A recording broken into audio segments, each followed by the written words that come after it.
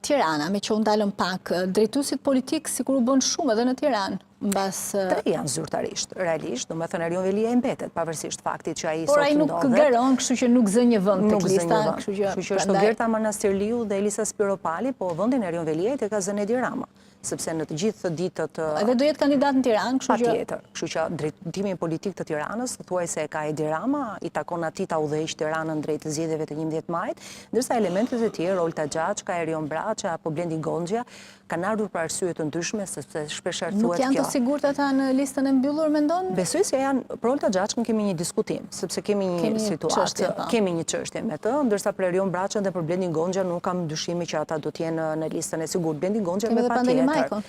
Pandeli Majko në zgjedhjet e 2021 nuk ishte në listën e sigurt. E mori mandatin e deputetit për, le ta themi, fat i tij, që Alçi Bllako ra në rrjetën e Spakut për shkak të çështjes së inceneratorit dhe ai mori zuri vendin e Alçi Bllakos, por Pandeli Majko nuk ishte fitues në zgjedhjet e 2021. Duhet një strategji tjetër ndoshta Ramës, sepse në 2021 vinte edhe më i qetë, nuk është se kishte këtë presionin e drejtësisë mbi kokë siç e ka tani. Tani ndoshta do t'i duhet t'i besoj pak më shumë socialistëve se rilindësve. Ndoshta nuk e di se sa socialist kanë mbetur në Partinë Socialiste. Jo, po për Majko në kisha në fakt të referencën kur tash. Nuk e di, po... Po Majko, Braçe, Bem Qiosi, kështu që janë disa nga... Po, do luaj shumë me kartën e drejtësisë dhe do luaj shumë me kartën e figurave të pastra.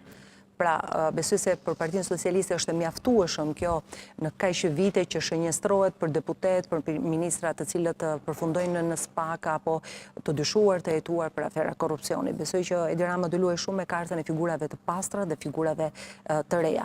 Dhe pak do të luaj me figurat e vjetra të cilët do t'i lejnë në listat e hapura dhe kush është më i fortë le ta fitoj. Kush nuk mundet, thjesht do largohet. Pra le të themi një lloj pastrimi me lezet, me delikatesë nga Partia Socialiste për t'i dhënë një ripërtëritje, një fytyrë të re, pavarësisht se fytyra kryesore mbetet Edi Rama.